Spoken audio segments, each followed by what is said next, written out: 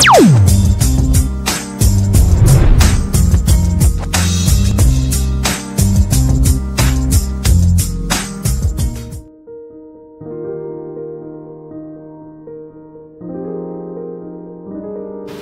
Tuhan yang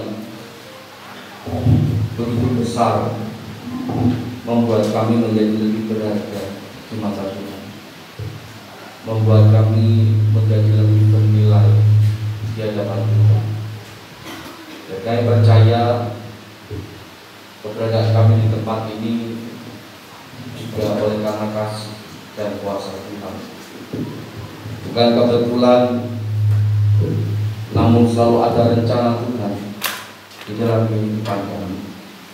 Selalu ada rencana Tuhan ketika Tuhan membawa kami ke rumah-Mu yang suci, kudus dan mulia. Selalu ada rencana Tuhan ketika kami duduk, diam dan bersujud di hadapan Tuhan dengan sepenuh hati, dengan sepenuh jiwa. Dan selalu ada rencana Tuhan ketika Tuhan mengizinkan kami mendengar kebenaran firman Tuhan. Biarlah Tuhan yang bekerja, biarlah Tuhan yang mengetuk setiap hati kami, biarlah Tuhan yang menguasai hidup kami, biarlah Tuhan yang membentuk setiap hidup kami, setiap hati kami, semakin hari semakin berkenan di hadapan Tuhan. Dan melalui kebenaran firman Tuhan pagi ini Tuhan, Hamba-Mu menyerahkan hidup kami seluruhnya. Bentuklah kami, kuasai kami, tegurlah kami, peringatkanlah kami, dan luruskanlah hidup kami menjadi semakin serupa di hadapan Tuhan. Berkati dan sertai waktu kami selama beberapa menit ke depan. Izinkanlah kami tetap fokus mendengarkan sabda kebenaran firman Tuhan. Dan izinkanlah untuk setiap kami mengambil hikmat dan pelajaran dan pembelajaran yang penting dari setiap kebenaran firman Tuhan yang ditampilkan. Dan kami siap untuk diubah oleh Tuhan. Dan untuk Hamba-Mu menyerahkan diri ini ke dalam tangan kuasa Tuhan. Hamba-Mu yang jauh dari sempurna itu, berkenanlah Engkau yang maha sempurna, yang akan menyempurnakan segala sesuatu. Kuasai ruangan ini, kuasai sekitar kami, kuasai diri kami. Dan dalam nama-Mu dipermuliakan di tempat ini. Terima kasih Tuhan, terima kasih Yesus. Dan dalam nama-Mu Tuhan kami Yesus Kristus, Tuhan Juru Selamat kami yang hidup, kami berdoa mengucap syukur. Dan kami nyatakan siap untuk mendengar firman Tuhan. Amin. Shalom. Shalom. Selamat pagi.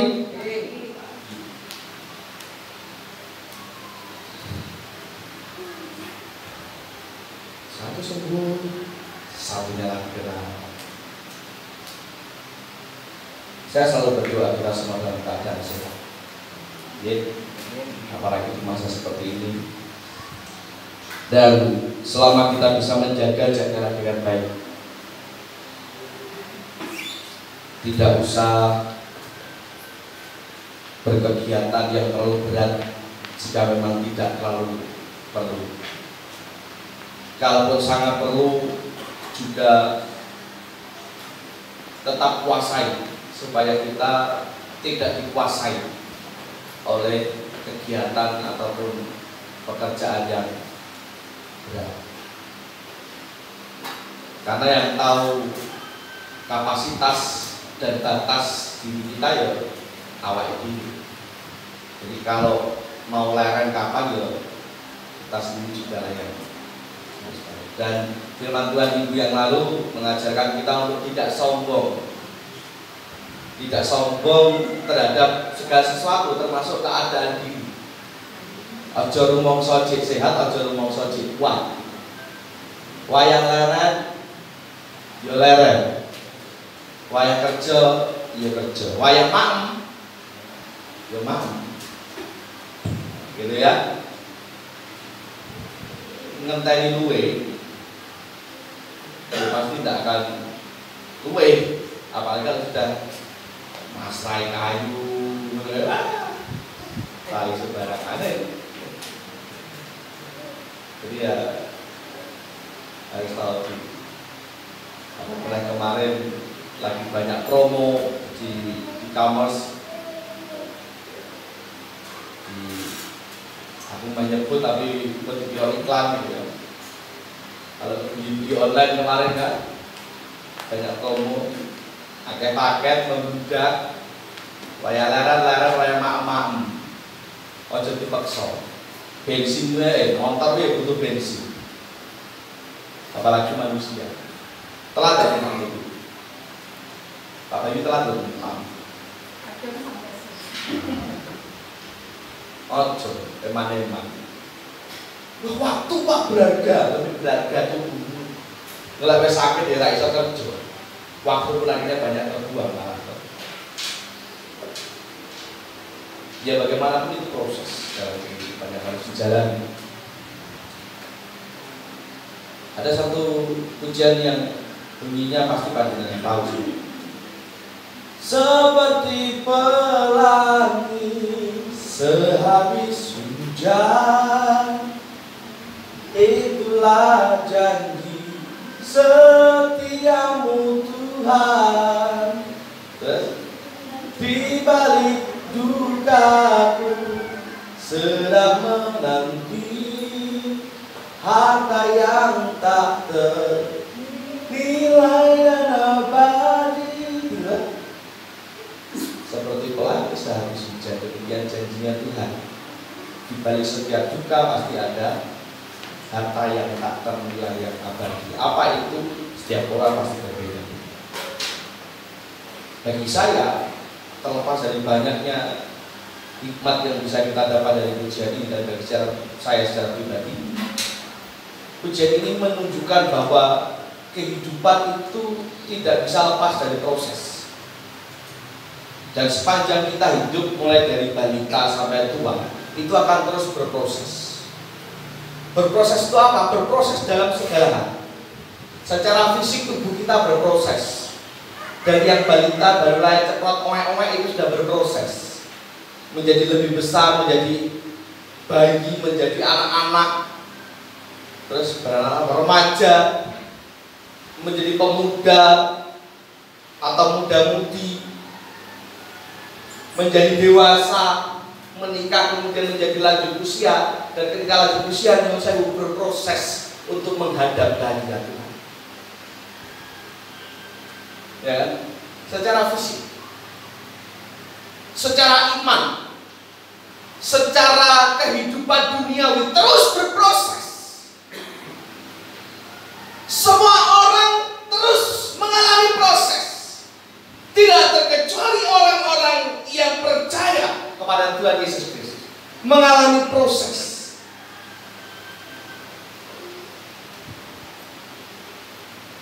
Tidak bisa kita pungkiri bahwa dalam perjalanan kehidupan ini ada banyak sekali perkara, ada banyak sekali tantangan berupa masalah-masalah dan pencobaan yang seringkali kalau orang gagal paham menjadi down, menjadi terpuruk, dan bagi orang-orang percaya menjadi alat atau alasan untuk meninggalkan Tuhan. Karena kita tidak bisa munafik, tidak bisa pungkiri bahwa di luar sana atau bahkan di sekitar kita masih banyak orang Kristen yang mengaku percaya tetapi masih berpikir bahwa kalau menjadi orang Kristen, kalau mengikut Yesus, pasti sugih, pasti urip enak, ora bakal loro, bahagia senantiasa, ora tahu tukaran karo bojone. Masih ada yang berpikir begitu? Nah, kau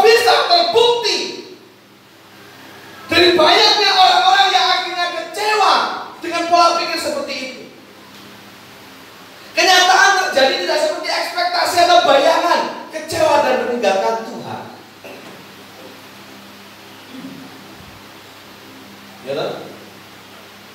Karena karir orang meninggalkanku. Karena pasangan hidup orang meninggalkanku. Karena pacar orang meninggalkanku. Padahal tentu sudah dibujuk. Apalagi? Karena apa lagi? Masih banyak yang menyebabkan orang menjadi kecewa. Mengapa kalian tidak paham bahwa hidup ini harus menjalani proses dan tidak terkecuali orang yang percaya?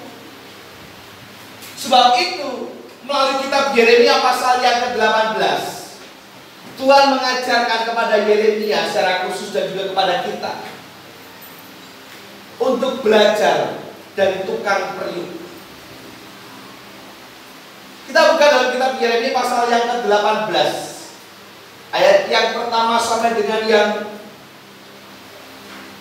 ke-6.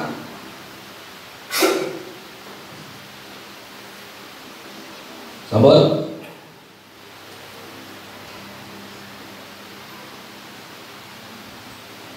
Tidak apa-apa. Kasihnya sudah dipersiapkan untuk sesuatu. Jadi dibuka di Alkitab atau di HP atau simak saja. Bawa Alkitab semua loh. Minimal Alkitab HP. Bawa.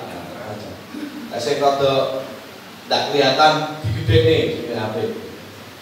Tulisannya, kenceng tahu melong. Yeremia 18, pasal 18 ayat yang pertama. Ya, judulnya ya, pelajaran dari pekerjaan tukang periuk. Kita akan belajar dari ayat 1 sampai dan ayat yang ke-6. Firman yang datang dari Tuhan kepada Yeremia bunyinya, pergilah dengan segera ke rumah tukang periuk.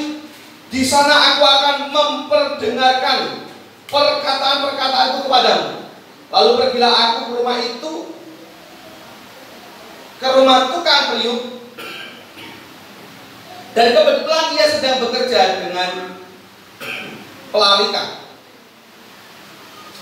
Apabila bejana yang sedang dibuatnya dari tanah liat di tangannya itu rusak, maka tukang periuk itu mengerjakannya kembali menjadi bejana lain menurut apa yang baik pada pemandangannya. Kemudian datanglah firman Tuhan kepadaku, bunyinya, masakan aku tidak dapat bertindak kepada kamu seperti tukang periuk ini, hai kaum Israel? Demikianlah firman Tuhan. Sungguh seperti tanah liat di tangan tukang periuk, demikianlah kamu di tanganku, hai kaum Israel. Sebagaimana bejana di tangan tukang periuk, demikianlah hidup kita diproses oleh Tuhan. Nah, yang harus kita pahami, dengan cara apa Tuhan memproses, melalui apa Tuhan memproses kehidupan kita. Yang pertama, seperti halnya Yeremia yang diminta oleh Tuhan datang untuk belajar kepada tukang periuk, melihat bagaimana periuk itu dibentuk, melihat bagaimana seorang tukang periuk membuat sebuah karya. Pun kita seringkali dibawa Tuhan untuk melihat sekitar kita, belajar dari kehidupan orang lain sebagai bentuk proses bagi hidup kita. Artinya seringkali kita diberhadapkan di depan mata kita orang-orang yang mungkin kesusahan, orang-orang yang mungkin celaka, orang-orang yang mungkin tidak mujur hidupnya, bukan untuk kita tertawakan.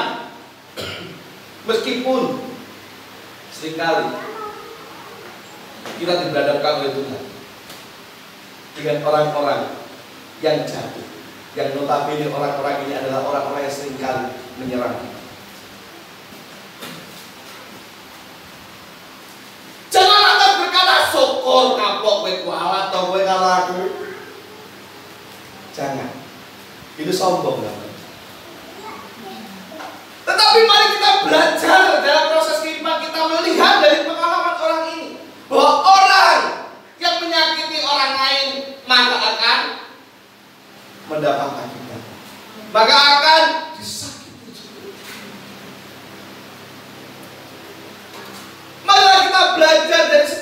proses kehidupan orang-orang yang ada di sekitar kita yang membentuk hidup kita menjadi lebih baik. Paham nggak maksudnya? Dalam satu pembahasan di PBI, kemarin saya kembali sempat lagi ngobrol dengan Pak Eko, sebuah radio. Ada satu pembahasan, ada satu apa namanya Pak? Diskusi. Kalau nggak salah dari Pak Eko juga waktu dia mulai, siapa ya? Lupa. Pokoknya itu tadi. Kenapa Tuhan mengizinkan orang lahir cacat, bahkan sampai tidak punya tangan dan kaki? Apa maksudnya? Kan kesannya Tuhan jahat. Seorang anak dilahirkan cacat dari lahir, nggak punya tangan, nggak punya kaki, ada enggak? Banyak. Kesannya Tuhan jahat. Yang saya jawab waktu itu, kita hanya bisa memperkira-kirakan, tapi rencana yang pasti tahu ya hanya Tuhan sendiri apa rencana. Tapi setidaknya dari kehidupan orang itu kita bisa belajar. Karena hampir semua orang cacat itu justru hidupnya berjuang, karena berjuangnya lebih keras, biasanya lebih berhasil. Banyak orang yang cacat tangannya tapi lukisannya bagus, hanya nulis dari jempol, lewat jempol, pegang kuas itu lewat jempol. Kita di tangan kita kon gambar karuan aku, betul tidak? Kemarin sempat ngobrol ketika berkunjung ke tempat aku, seorang anak yang katanya autis, ya. Mungkin secara ini bisa dikatakan tidak normal, secara mental atau apa itu lagi. Tapi Pak Ati kemarin bercerita, anak autis itu malah biasanya kalau dusun apa Pak? Kayak fase lebih cepat dari orang yang normal. Ya kan? Sing Olimpiade untuk orang cacat itu namanya apa? Untuk orang difabel. Olimpiade olahraga. Apa beda? Paralimpik. Ya, Paralimpik. Waktu kemarin itu di Jakarta. Olimpiade untuk orang difabel atau berkebutuhan khusus. Perenang-perenang sih nggak punya kaki loh. Nah, kan dengan kan balapan renang lo kalah, malah sih di sini komplit resor. Ya,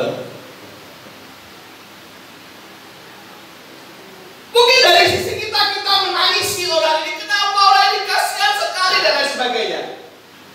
Tapi bukan itu tujuan Tuhan. Tuhan mengizinkan itu terjadi setidaknya dari sisi mata kita untuk kita belajar. Dari pengalaman-pengalaman orang itu, kalau orang ini yang berkebutuhan khusus, kalau orang ini berkekurangan saja mampu, apalagi aku yang lengkap. Secara fisik saya komplit. Kenapa saya harus seringkali tidak percaya diri? Kenapa saya seringkali harus jatuh? Sedang orang yang berkekurangan tidak bisa. Tuhan memakai sekitar kita untuk memproses, melihat, belajar. Karena belajar itu seumur hidup, tidak dibatasi oleh usia dan tidak dibatasi oleh ijazah. Belum tentu orang yang sampai selesai lulusannya sarjana tingkat 3 atau S3 lebih berskill, lebih bermutu, berkualitas dibanding mereka yang mungkin hanya lulusan SD dan bahkan S1 tidak lulus dalam menghadapi kehidupan. Belum tentu. Orang-orang yang secara intelektual itu lebih tinggi, lebih mampu menguasai itu dari orang-orang yang memang terlahir susah. Dan kata banyak orang, supaya susah itu menjadi orang. Ya. Jadi mari kita berpikir positif untuk segala sesuatu yang terjadi di sekitar kita. Jangan lekas atau cepat apalagi nyukur itu, jangan. Tapi ambillah hikmat dari kejadian orang sekitar. Yang kedua, Tuhan proses kita. Jelas melalui pengalaman-pengalaman pribadi. Seperti halnya periuk yang dibentuk oleh tukang periuk. Tuhan meminta Yeremia untuk belajar dari periuk itu, yang ketika gagal kemudian dicemai lagi. Dia tahu tidak caranya buat periuk? Tahu tidak? Saya lupa kalau beli joki di ini. Bisa nonton YouTube langsung. Coba mas, cari kan belum? Jadi karena enak, lewat gala-gala video lah terus susah. Ini apa? Kurang besar.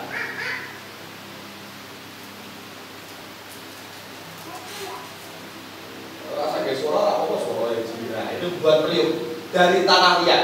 Nah, diputar, orang dijilat terus dicelupin loh ya, ini lemah. Nah, saya dijilat dicelupin ke roti jajan. Diputar, dijilat, dicelupin. Ini tidak bisa, ini lemah. Alah baterai. Loading. Gak bisa.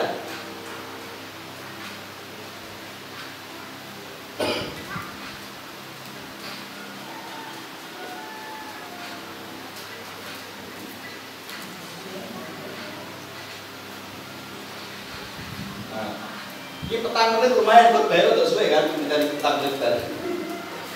Nah, dipenyet. Nah, ini nanti kalau misalkan gagal tidak sesuai keinginannya, ya akan ditumbuk lagi, bentuk lagi. Wes oleh, rasa sesuai. Kamu muter-muter orang anu. Intinya tahu kan, buat pri itu caranya begini. Kalau bagi yang belum tahu, saya jadi, wes tak kurang, mau ikut bayar malah mau lebih.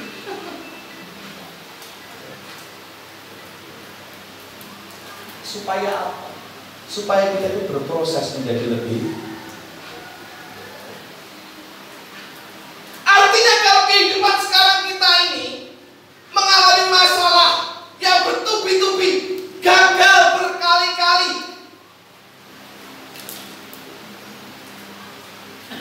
bukan berarti Tuhan benci, tapi Tuhan sedang memproses.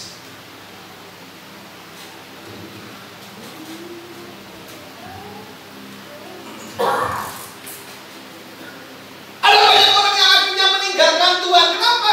Saya katakan ini karena tidak paham dia sedang diproses. Sepanjang hidup kita tidak lepas dari yang namanya proses kehidupan ini,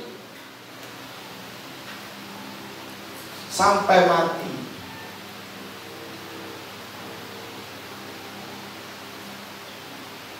Jadi jangan khawatir kalau hidupmu sedang mengalami masalah.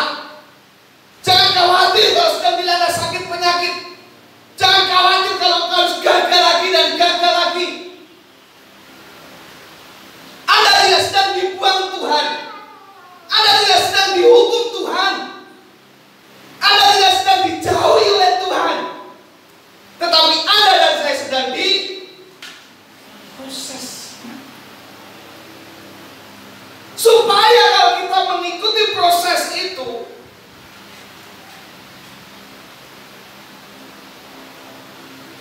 kalau lemah lempung ya kita coba di tanah liat tadi itu berengkelo, mulai orang belum dibentuk tukang periuk kerak bakal jadi bejana yang bagus.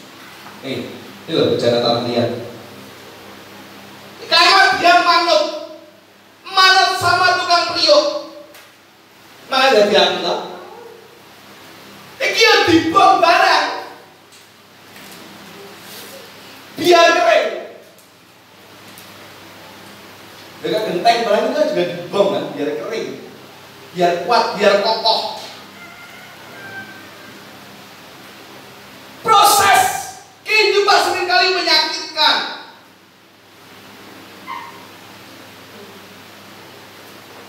Maka tidak ada orang sukses yang tidak melalui. Ketika kita gagal itu bukan berarti akhir dari segalanya. Ketika hidup kita dipenuhi masalah itu bukan berarti akhir dari kehidupan kita. Maka jangan lekas patah semangat. Jangan lekas minder.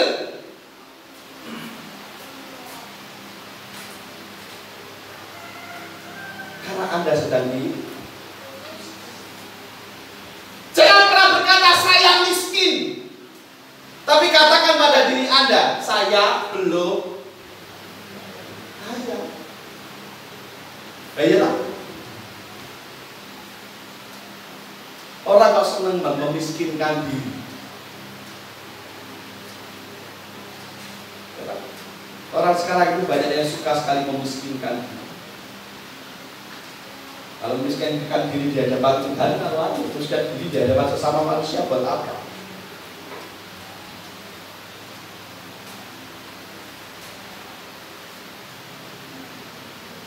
Sebab orang yang sukses itu bukan orang yang tidak pernah gagal. Karena orang kerja kan begitu. Tapi orang yang sukses adalah orang yang gagal atau sering kali gagal dan pasti pernah gagal. Tapi dia mau dan terus mau bangkit dan bangkit. Untuk anak-anak muda yang di sini dan di sini cuma anak Ishak, kalau Vera, di Buddha, pakai dulu. Tak kandani. Kalau engkau merasa tidak dilahirkan dari keluarga yang mampu, yang kaya raya, bukan berarti kalian tidak punya masa depan. Tapi Tuhan sedang memproses dan mempersiapkan kamu menjadi pribadi yang lebih baik. Bukan berarti kamu tidak dapat mencapai cita-cita, tapi kamu sedang diproses. Tuhan ingin melihat sejauh apa kamu bersungguh-sungguh mengejar cita-cita. Saya pun berangkat dari orang tua yang sederhana, sangat sederhana.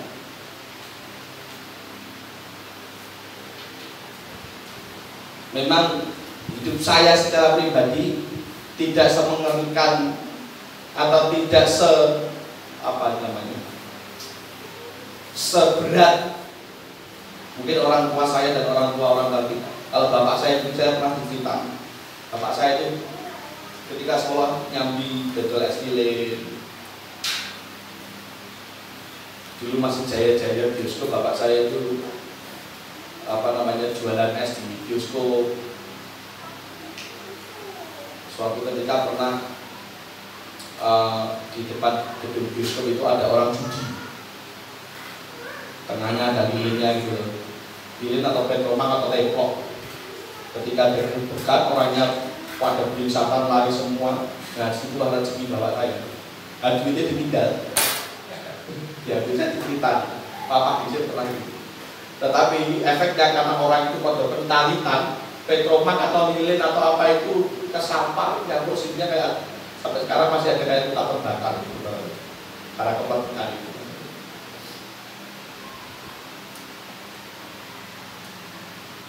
Kita lihat orang tua kita yang dulu katanya susah, nyatanya bisa menjadikan kita pribadi yang sekarang lebih baik. Dan ojo patah semangat.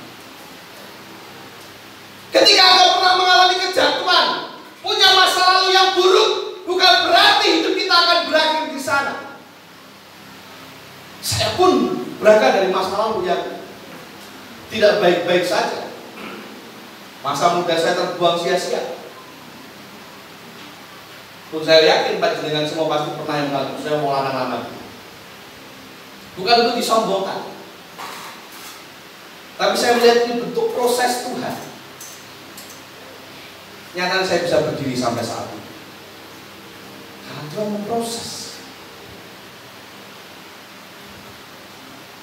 Artinya bahwa kalaupun hidup kita saat ini sedang susah, kalaupun hidup kita sedang mengalami kegagalan, kalaupun hidup kita sedang mengalami masalah yang berat, bukan berarti hidupmu selesai di sana. Tuhan sedang memproses kita. Seperti pelangi yang datang sehabis hujan, kuilet udane pun sanggup nentengi pelangi.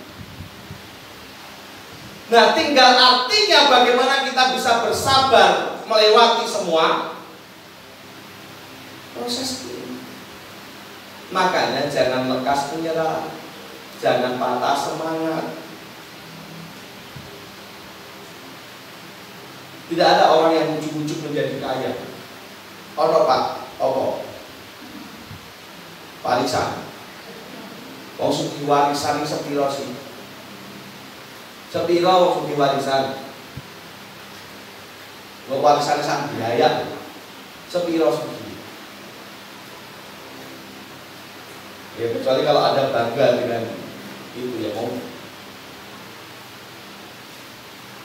Tapi apa yang bisa dibanggakan dari sini?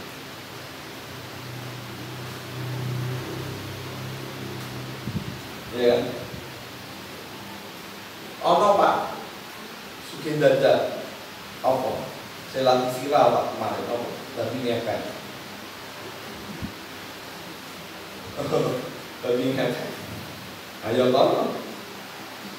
Kayak film dari babi. Paling kalau Pak Bahtiar dicekal tuh berarti keren saya. Pak, wah Pak pernah baca dalam video Pak. Oh, semua orang berdosa.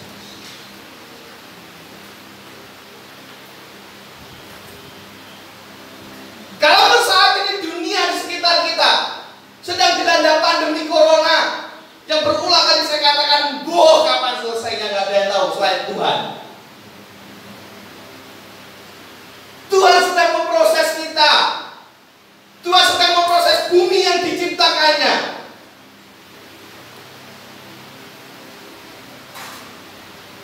Orang-orang yang dapat melewati pandemi ini sampai pada akhirnya akan menjadi orang-orang yang lebih terbentuk, imunnya lebih kuat. Ya kan? Kalau dengan orang-orang pilihan pada akhirnya, saya orang kuat terus tumbang di tumbang yang artinya tumbang bablas, orang mau tumbang tok. Ada tumbang tok Pak di Santoso kemarin aja ada tumbang. Neng puji Tuhan orang bablasnya Tuhan. Terbentuk itu imunnya, mungkin imunnya Pak Dil lebih kuat dari saya sekarang ini. Istilahnya apa? Survivor. Benar. Lebih kuat dari kita mungkin itu imunnya. Karena harus tahu itulah prosesnya. Jadi sekali lagi, kalau kita merasa hidup kita sekarang ini belum nyaman, belum enak, percayalah proses Tuhan masih dan terus akan berjalan. Iya Pak, tapi sampai kapan? Sampai Tuhan katakan ya untuk segala sesuatu yang kita minta. Sampai Tuhan mengizinkan pelangi itu muncul setelah hujan.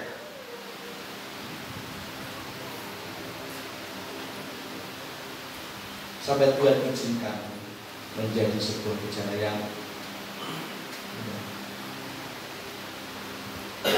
demikianlah kamu di tanganku hai kaum Israel, sungguh seperti tanah liat di tangan Tuhanku. Ketika Tuhan menghendaki riuk itu jadi, maka jadi, dan tidak satu-satunya bisa. Ya, tetap semangat. Apapun yang terjadi tetap semangat. Anda bukan orang yang gagal. Anda bukan orang yang terbuang. Anda dan saya adalah orang-orang yang sedang diproses oleh Tuhan. Jangan pernah katakan dirimu miskin. Jangan pernah katakan dirimu gagal. Jangan pernah katakan dirimu jelek. Tapi katakanlah, saya belum kaya. Saya belum berhasil. Saya belum baik. Artinya suatu saat saya pasti kaya, suatu saat pasti saya berhasil, suatu saat saya pasti lebih. Tapi ingat, proses itu seringkali menyakiti. Disitulah imun, bahasa kesehatan dan iman kita diuji. Sejauh apa mampu. Tetap semangat, jangan menyerah, jangan pernah putus asa untuk apapun yang terjadi. Ingat, orang yang sukses bukan orang yang gagal, bukan orang yang pernah gagal. Jadi orang yang sukses adalah orang yang walaupun gagal, tapi dia mau dan terus mau bangkit dan bangkit dan bangkit dan bangkit. Itu orang sukses. Orang yang kaya bukanlah orang yang tidak pernah mengalami miskin. Karena orang yang tidak pernah mengalami betapa di dalam dompet cuma ada preman-preman berparang. Tapi orang yang kaya adalah orang yang mampu bangkit dari keterpurukan, dari ekonomi maupun pekerjaan. Lagi kekayaan itu relatif ya. Kaya miskin itu kan relatif. Bagiku aku ya wis sugih. Kok saya maaf ya. Kalau mau saya tetap 3 kali sehari, cukup makan tak? Kalau saya mau tidur, ya 3 tidur, cukup tidur. Saya orang kaya, menurut saya. Bagaimana menurut Anda berada di Anda sendiri? Ya, tetap semangat, jangan menyerah, jangan putus asa. Anda dan saya sedang diproses. Ya, ini menjadi berkat buat kita, menguatkan kita semua untuk menjadi semakin baik dan semakin mengandalkan kita akan berdepan. Bapak Ibu Saudara, terima kasih Tuhan untuk kebaikan Tuhan pada pagi hari ini yang mengajarkan kepada kami untuk hidup tetap bersandar kepada Tuhan, tidak menyerah dan tidak mudah berputus asa.